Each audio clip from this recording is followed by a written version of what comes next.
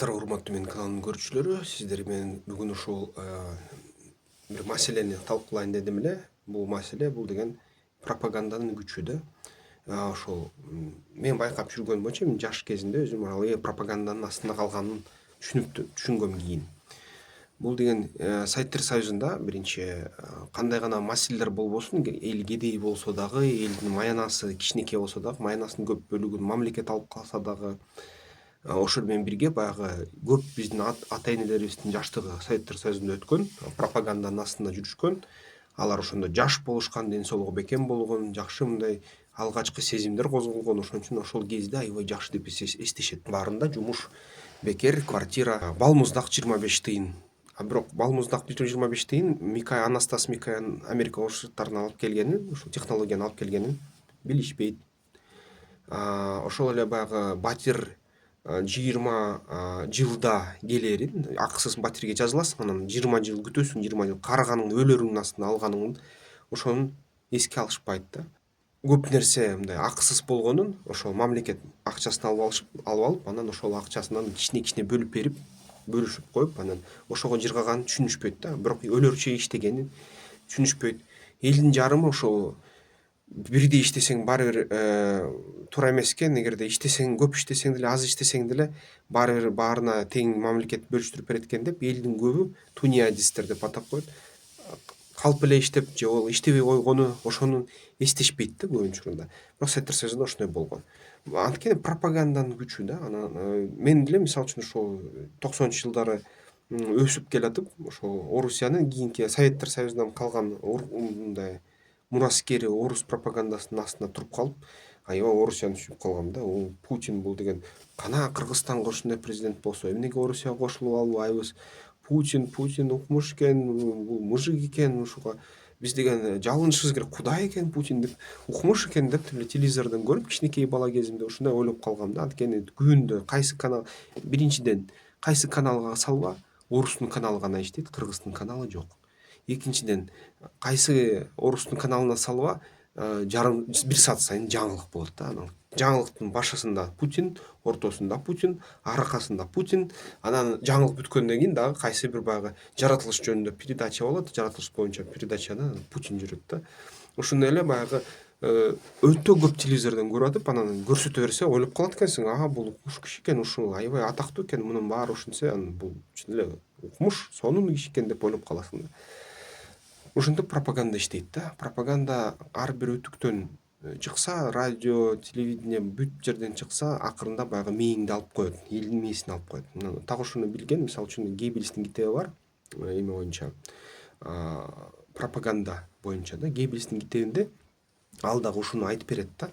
Баягы радио пайда болгондо Рейхтин колу узарды. Радио пайда болор менен, мисалы үчүн фашисттер 38-жылы аябай ушул жерге инвестиция кылышкан.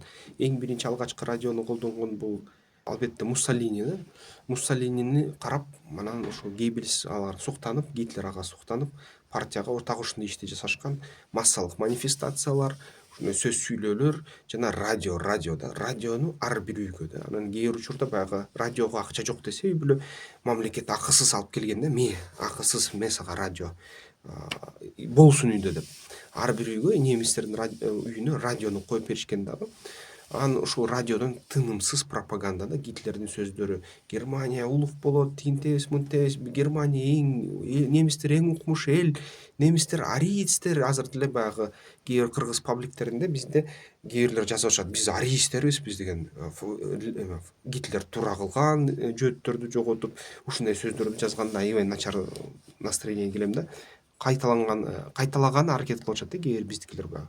Ариецтер, ариецтер иш жүзүндө, бирок арий болгонуң сени Кудай кылып салбайт да, сени укмуш киши кылып салбайт. Ага кошумча дагы окушуң керек, кошумча дагы иштешиң керек, кандайдыр бир ошол ариец экениңди далилдешиң керек да. Ага чейин каның көк болсо дагы, сөөгүң аппак болсо дагы, эгерде ошол аракеттерди жасабасаң, кандайдыр бир жетишкендиктерге жетпесең, ариец болгонуң курут. Анан ошол Гитлердин ошол системасы дагы азыр дагы ошол иштеп жатат. Пропаганда. Азыр пропаганда огой бетер күчөйдү. Азыр деген радио эмес, телевидение эмес, Андан сырткары дагы интернет пайда болду. Интернеттин ичинде баягы шилтемелер, интернеттин ичинде колдонмолор, ошол колдонмолордун жардамы менен, ошол шилтемелер жардамы менен, ошол видео хостинг, YouTube, Рутуб мисалы үчүн Орусияда жана башка ушун жардамы менен аябай мындай пропаганданын күчү күчөп атат, өгөй бетер күчөп атат. Ошон үчүн азыр өкмөт кандай чындыкты кааласа силердин башыңарда, эгерде силер ушул бүт пропагандага берилсеңер, кечке карасаңар, ошол бүт баарын өкмөт сиздердин мээңерди алып коет да, кандай гана өкмөт болбосун. Анан эгерде сиздер кыргыз өкмөтүнүн пропагандасын карасаңар, кыргызга ойсуңар, араб өкмөтүнүн пропагандасына карасаңар, арабка ойсуңар. Орус өкмөтүнүн пропагандасын карасаңар, орус каналында, орус тикток, орус ютуб, орус рутуб, одноклассниктерде отурсаңар, анда толугу менен сиздерди ошол Орусиянын өкмөтү башкарат да. Кытай тилин рас билбейсиңер, Кытай тилин орус тилдей билсеңер, Кытай да силерди башкармак. Ушундай болот да. Ошон үчүн негизи бүгүнкү күнү ошого бир суроо берди эле менин көрүшүм, согушту кантип токтотсо болот деп.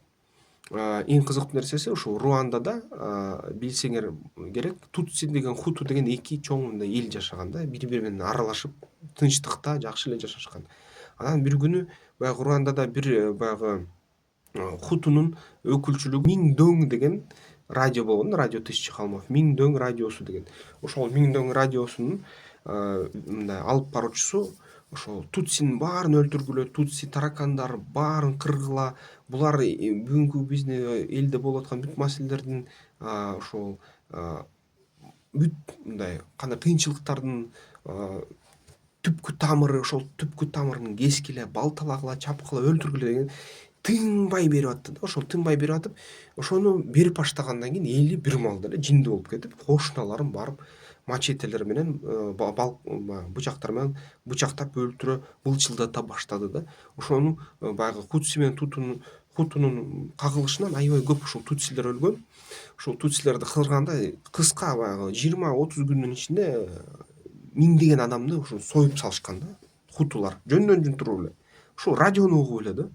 Анын эң кызыктуусу, ушул окумуштуулар айтат, баягы радио жакшы тарткан жерлерде өтө көп өлтүрүүлөр болду.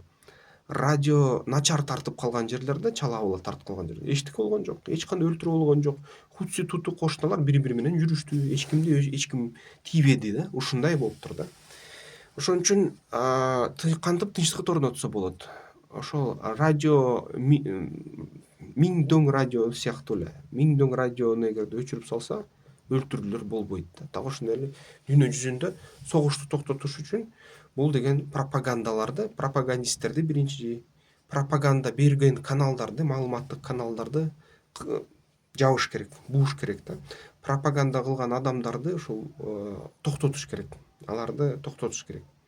Анан пропаганда кылган мындай ресурстардын баарын ревизиядан өткөрүш керек. Бүгүнкү күнү Википедияны карасаңар, орус Википедиясында такыр башка тарых, англис Википедиясында такыр башка тарых. Бүгүнкү күндө ушул пропаганда топтору тарыхка да киришти. Википедия, Рупедияларга кирип туруп бүт маалыматтарды өзгөртүп жатат.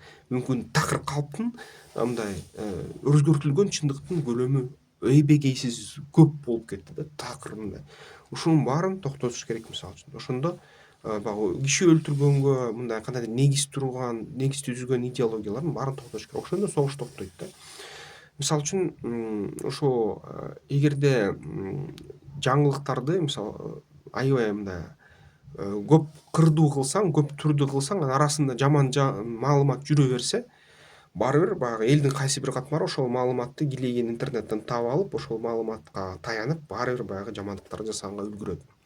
Ошон үчүн маалымат бул деген абдан чоң курал да. Биринчи маалымат, анан маалыматтын аркасынан согуш кетет. Ошон үчүн эгерде тынчтыкты орнотобуз десе, дүйнө жүзү мисалы үчүн сөз эркиндиги кала берсин, бирок сөз эркиндигинин ичинде ушул киши өлтүрүүгө же жамандык кылууга үндөгөн, түз же кыйгач үндөгөн маалыматтын баарын көзөмөлгө алыш керек да. Ошол маселе дүйнө чечмейинче бул согуштар улана берет, теракттар улана берет, диктатуралар тура берет. Диктатураларга аябай пайдалуу да. Мисалы үчүн адамдар мээсиз болсо, жана толук алардын пропагандасын өзүнүн мээсине азык кылса, бул диктатураларга эң керектүү нерсе.